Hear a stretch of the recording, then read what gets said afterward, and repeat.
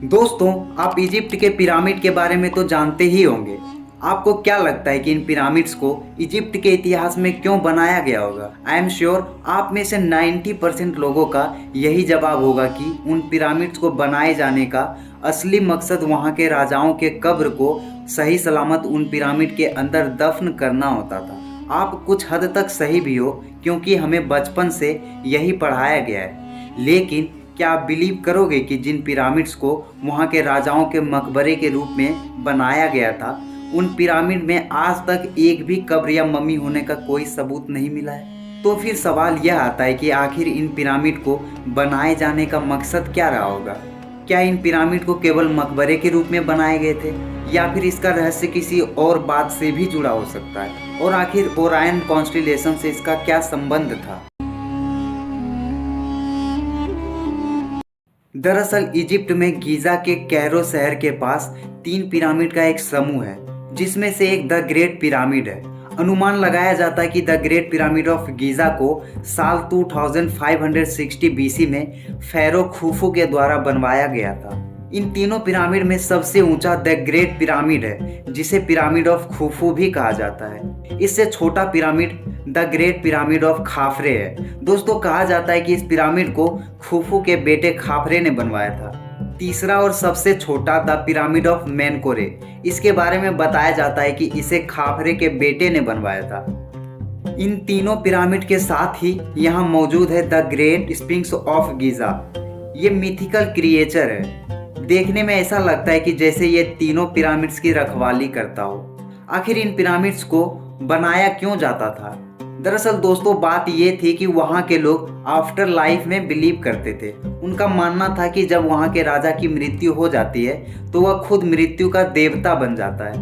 उनकी मान्यताएं यह भी थी कि मृत्यु के बाद आत्मा शरीर के अंदर ही रहती है, और अगर शरीर का अच्छे से ध्यान रखा जाए तो आत्मा का भी ध्यान रखा जा सकता है। इसी कारण इजिप्शियन लोग अपने राजा को उसके मरने के बाद उसकी बॉडी को ममीफाई करके किसी वुडन या स्टोन कॉफिन में डालकर उन पिरामिड में दफन कर देते थे, और साथ में खाना, कपड़े, ज्वेलरी और खजाना इत्यादि भी साथ में रखते थे, ताकि आफ्टर लाइफ के बाद ये सारी चीज़ें काम आ सके। चलिए अब जानते हैं कि इन विशाल स्ट्रक्चर में वो कौन से रहस्य हैं जो कि वैज्ञानिक को परेशान करते हैं। आखिर पिरामिड्स को कैसे बनाया गया था, इसका जवाब आज तक हमारे पास नहीं है, क्योंकि इस पिरामिड को उस समय बनवाया गया था जब ना तो पहिए का आविष्कार हुआ था, जिससे कि भारी भरकम पत्थरों को एक जगह से दूसरी जगह पर ले जाया जा सके, और ना ही उस समय किसी लोहे से बनी औजार हुआ करती थी जिसकी मदद से उन पत्थरों को काटा जा सके। आखिर बिना किसी इक्विपमेंट के इस पत्थर को कैसे तराशा जाता होगा, और बिना किसी पहिए के उन पत्थर को उतना ऊपर तक कैसे ले जाया गया होगा? दोस्तों, आपको बता दूं कि the great pyramid of Giza का वजन 57,50,000 टन है। आज के आधुनिक समय में बनाए गए बुर्ज खलीफा का वजन सिर्फ 5 लाख टन है। इससे आप अंदाज़ा लगा सकते हैं कि the great pyramid of Giza कितना बड़ा और भारी होगा। इसमें 23 लाख से भी ज़्यादा पत्थरों का उपयोग किया गया है, जिसमें एक पत्थर का वजन तकरीब 2 टन से 70 टन के बराबर होता था। ऐसा माना जाता है कि the great pyramid of Giza को बनने में 20 सालों का समय लगा था, और उन पत्थरों को रस्सी और लकड़ियों की मदद से खींचकर लाया गया था।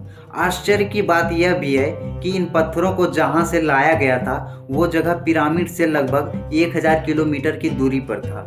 अगर पिरामिड को ऐसे ही बनाया गया था तो उनके पास सिर्फ 2.5 मिनट ही होता था, सिर्फ एक पत्थर को 1000 किलोमीटर की दूरी से लाने, उसे तराशने और 40 मंजिलें तक की ऊंचाई पर लगाने में। Perfect geometry and geography.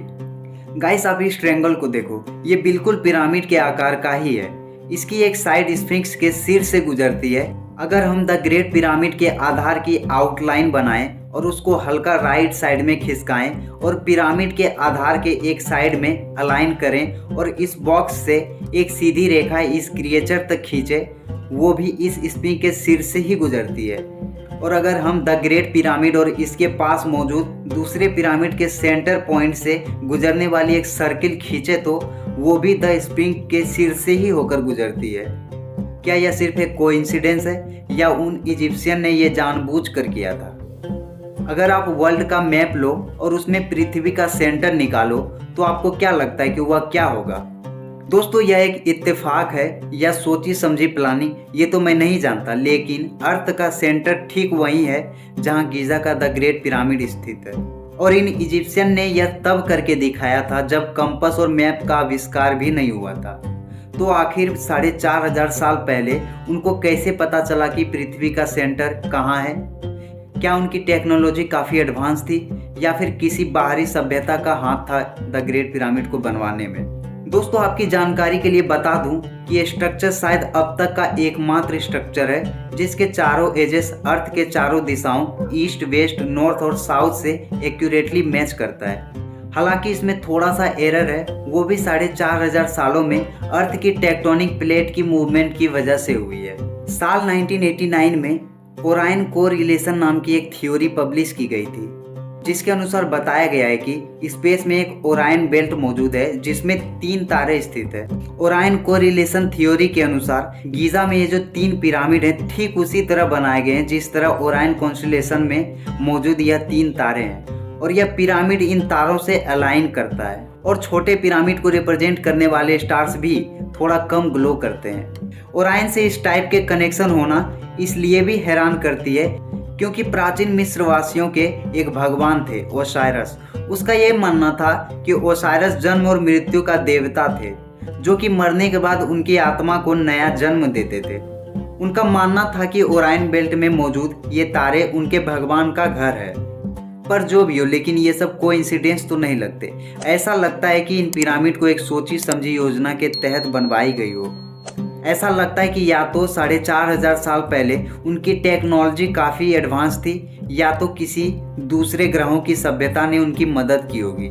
कुछ रिसर्चर्स का तो ये भी कहना है कि उस समय अर्थ पर एलियंस आए थे और अपने साथ एडवांस टेक्नोलॉजी भी लाए थे, और इसी की हेल्प से ऐसे इम्पॉसिबल स्ट्रक्चर जैसे पिरामिड को बनवाया गया था। ऐसा कहा जाता है कि ये एलियन इन्हीं तीनों तारों में से आए थे और लोगों ने उनके साथ अपना कनेक्शन दिखाने के लिए इन पिरामिड्स को बनवाया था। पर जो भी हो, इन पिरामिड को इंसानों ने बनाया या एलियन ने, पर यह बात तो तय है कि ये पिरामिड और इन तारों का कोई कनेक्शन तो जरूर है। इन पिरामिड के बारे में बहुत सारे ऐसे सवाल हैं जो कि साइंटिस्ट को असमंजस में डाल देते हैं कि आखिर पिरामिड को बनाया क्यों गया था।